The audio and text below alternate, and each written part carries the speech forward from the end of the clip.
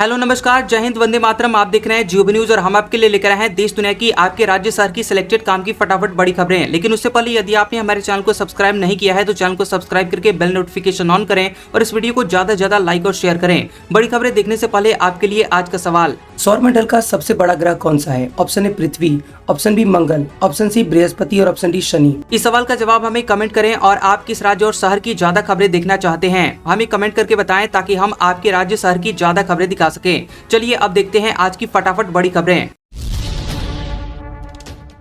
NEET paper leakage, 9वीं गिरफ्तारी, पुणे की lecturer गिरफ्तार। एनटीए की पेपर सेटिंग कमेटी का हिस्सा थी, छात्रों को बॉटनी जूलॉजी के कई सवाल बताए।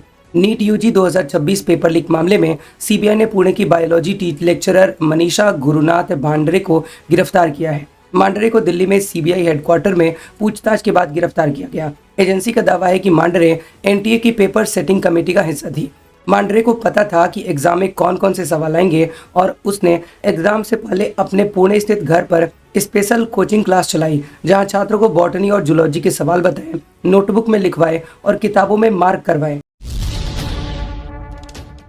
विजय सूर्यकांत ने कॉकरोच वाले बयान पर सफाई दी, कहा मेरा बयान गलत तरीके से पेश किया गया, मैंने फर्जी डिग्रीधारियों की आलोचना की थी। चीफ जस्टिस सूर्यकांत ने अपनी पैरासाइट और कॉकरोच वाली टिप्पणी पर सफाई दी है। उन्होंने कहा कि मीडिया के एक वर्ग ने मेरी टिप्पणी को गलत तरीके से पेश किया। उन्होंने कहा कि उनकी टिप्पणी खास तौर पर उन लोगों के लिए थी जो फर्जी और नकली डिग्रियों के सहारे वकालत जैसे पेशे में आ गए हैं। मीडिया, सोशल मीडिया और दूसरे सम्मानित पेशों में ऐसे लोग घुस आए हैं, ये परजीवी जैसे हैं। भारत में सूखा, भीषण गर्मी पड़ने की आशंका, सुपर अल नीनो मई जुलाई से सर्दियों तक जारी रहने के आसार, इससे मानसून कमजोर पड़ सकता है। भारत में इस साल सामान्य से कम बारिश के अनुमान के बीच सुपर अल नीनो भी एक्टिव हो सकता है। अमेरिकी मौसम agency national oceanic and atmospheric administration ने बताया है कि यह मई जुलाई के दौरान दस्तक दे सकता है। नोवा ने बताया है कि प्रशांत महासागर का तापमान इस बार मई में सामान्य से 0.5 डिग्री सेल्सियस ज़्यादा है और ये गर्मी की स्थिति इस बार पूरे मानसून सीजन के दौरान बनी रह सकती है। पिछले महीने जारी अनुमान में ये संभावना 61% थी, जो कि अब बढ़कर 82% हो गई है। पेट्रोल पर 3 रुपए विंडफॉल टैक्स, डीजल और जेट फ्यूल पर ड्यूटी घटी। एक्सपोर्ट बैलेंस करने के लिए फैसला, देश में पेट्रोल डीजल के दाम पर असर नहीं। देश में पेट्रोल और डीजल की कीमतों में 3 रुपए प्रति लीटर तक की बढ़ोतरी करने के बाद केंद्र सरकार ने तेल कंपनियों के नियमों में बदलाव किया है। सरकार ने पेट्रोल एक्सपोर्ट पर 3 रुपए प्रति लीटर का विंडफॉल टैक्स लगा दिया है और डीजल और जेट फ्यूल एटीएफ पर टैक्स घटा दिया है। अमेरिका, इजराइल और ईरान के बीच चल रहे युद्ध के कारण कच्चे तेल की कीमतें $100 प्रति बैरल के पार पहुंच चुकी हैं और भारत में तेल की कमी न हो इसलिए यह फैसला लिया गया है। रिपोर्ट, ईरान पर अगले हफ्ते दोबारा हमले की तैयारी में अमेरिका, 50,000 सैनिक और युद्धपोत तैनात। ट्रंप के फैसले का इंतजार, अमेरिका अगले हफ्ते ईरान पर दोबारा सैन्य हमले की तैयारी कर रहा है। न्यूयॉर्क टाइम्स की रिपोर्ट के मुताबिक पेंटागन ने हमले में कई सारे विकल्प तैयार किए हैं और अब अंतिम फैसला राष्ट्रपति ट्रंप को लेना है। अमेरिकी रक्षा मंत्री पीट हेगसेथ ने कहा कि जरूरत पड़ने पर सैन्य कार्रवाई बढ़ाने की योजना तैयार है। अमेरिकी अधिकारियों के मुताबिक हमले के विकल्पों में ईरान के सैन्य और इंफ्रास्ट्रक्चर ठिकानों पर बड़े हवाई हमले शामिल हैं।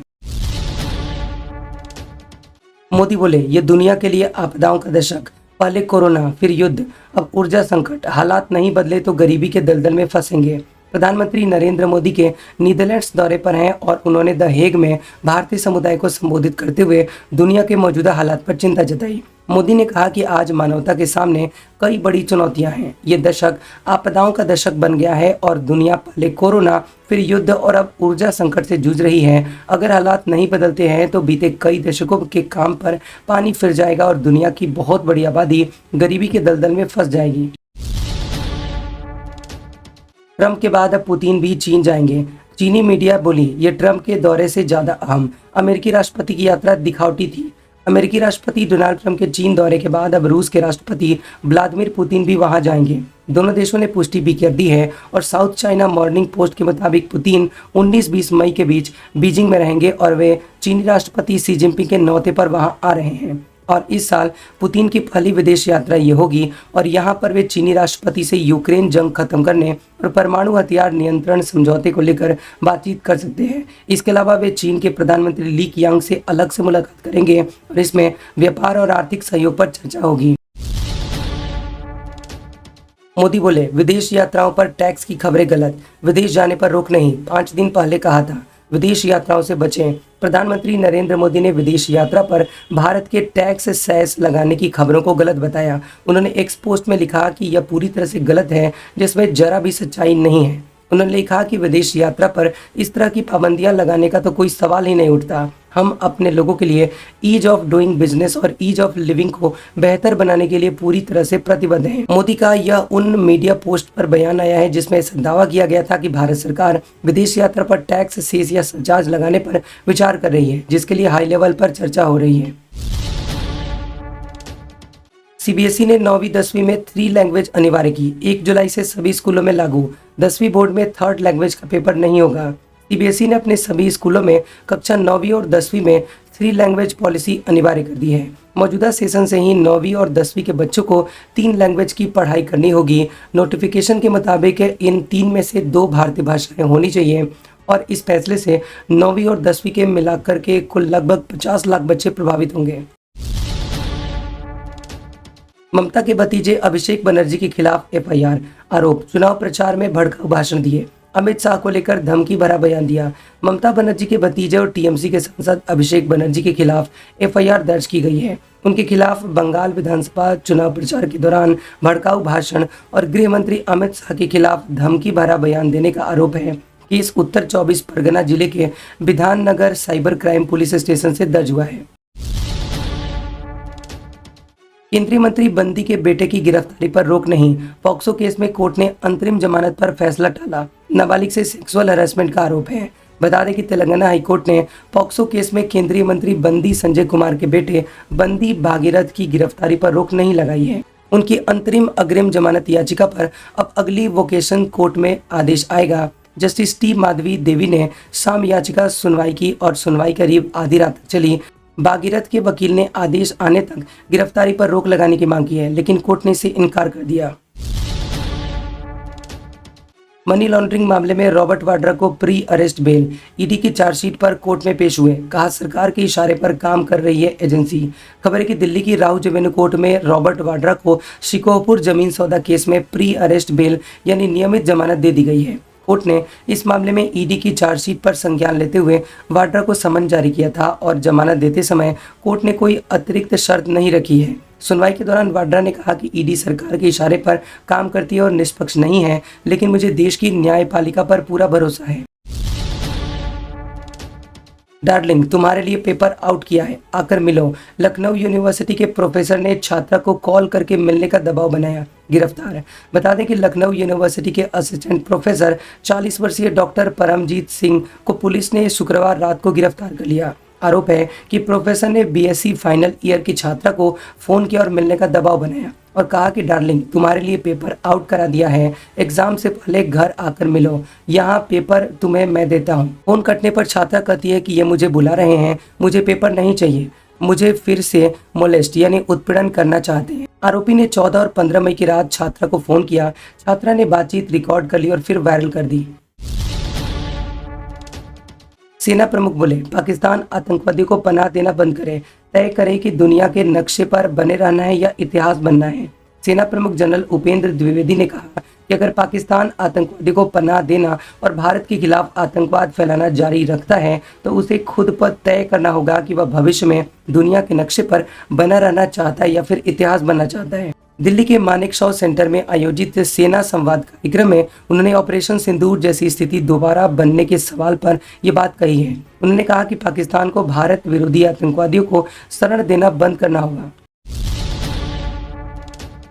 हाईकोर्ट के फैसले के बाद भोजशाला में हनुमान चालीसा का पाठ हुआ। मां वाग्देवी की पूजा हुई। श्रद्धालु बोले, सालों बाद बिना रोक टोक के दर्शन हो रहे हैं। मध्य प्रदेश हाईकोर्ट की इंदौर बेंच ने धार स्थित विवादित भोजशाला कमाल मौला परिसर को राजा भोज के समय का वाग्देवी यानी देवी सरस्वती का मंदिर माना है। कोर्ट ने हिंदू पक्ष को यहां पूजा का अधिकार दे दिया है। फैसले के बाद सुबह श्रद्धालुओं और अलग अलग समितियों के पदाधिकारियों ने शांतिपूर्ण माहौल में भोजशाला पहुंचकर दर्शन और पूजा अर्चना की है। लोगों ने हनुमान चालीसा का पाठ भी किया है। देश में लू की चेतावनी देने का तरीका बदलेगा। केरल में बढ़ती हुई गर्मी के बावजूद हीट वेव का अलर्ट नहीं मिला। एमपी, यूपी, राजस्थान में पारा 45 डिग्री सेल्सियस के पार। भारतीय मौसम विज्ञान विभाग IMD देश में हीट वेव अलर्ट जारी करने के नियम बदलने की तैयारी में है। विभाग का कहना है कि मौजूदा नियम देश के अलग अलग इलाकों खास करके केरलम के मौसम के मुताबिक असरदार नहीं है और इस साल केरलम में तेज गर्मी और उमस है। पहली बार कर्नाटक और महाराष्ट्र तट के पास बने एंटी साइक्लोन सिस्टम के आधार पर मौसम का अनुमान लगाना पड़ा। IMD के मुताबिक केरल में हीट स्ट्रोक के कई केस सामने आए हैं, लेकिन मौजूदा नियमों के कारण हीट वेव की चेतावनी जारी करना मुश्किल था। अब IMD नए नियम बनाएगा ताकि राज्यों को समय पर हीट वेव की चेतावनी दी जा सके। इसके लिए डिजास्टर मैनेजमेंट अथॉरिटी से भी सलाह ली जाएगी। ममता बनर्जी बोली, जो TMC में छोड़कर जाना चाहते हैं वो जाएं। पार्टी को फिर खड़ा करने की अपील की। कहा, जरूरत पड़ी तो खुद दफ्तर पेंट करूंगी। पश्चिम बंगाल की पूर्व मुख्यमंत्री ममता बनर्जी ने कोलकाता में पार्टी कार्यकर्ताओं से TMC के संगठन को नए सिरे से खड़ा करने की अपील की है। उन्होंने कहा कि हम पार्टी दफ्तरों को दोबारा खोलेंगे, उन्हें रंगेंगे और मजबूती से काम पर लौटेंगे। जरूरत पड़ी तो मैं खुद भी दफ्तरों को पेंट करने के लिए तैयार हूं। इसके बाद उन्होंने कहा कि जो लोग दूसरी पार्टियों में जाना चाहते हैं वे पूरी तरह से आज़ाद हैं और वे किसी को भी जबरदस्ती रोककर रखने में यकीन नहीं रखती। बैठक के दौरान ममता बनर्जी के भतीजे और पार्टी महासचिव अभिषेक बनर्जी भी मौजूद थे। आज का सुविचार, जो लोग वक्त बर्बाद करते हैं, वक्त उन्हें एक दिन बर्बाद कर देता है। कैसा लगा ये वीडियो हमें कमेंट सेक्शन में जरूर बताएं। वीडियो पसंद आया हो तो वीडियो को लाइक और शेयर करें और ऐसी इंटरेस्टिंग वीडियोस देखने के लिए हमारे चैनल GOB न्यूज़ को सब्सक्राइब करें और बेल आइकॉन को दबाएं। और हमारे ओल्ड और लेटेस्ट वीडियोस देखने के लिए हमारे प्लेलिस्ट और कम्युनिटी टैब को जरूर चेक करें। तो मिलते हैं अगले वीडियो में, तब तक के लिए आपका शुक्रिया।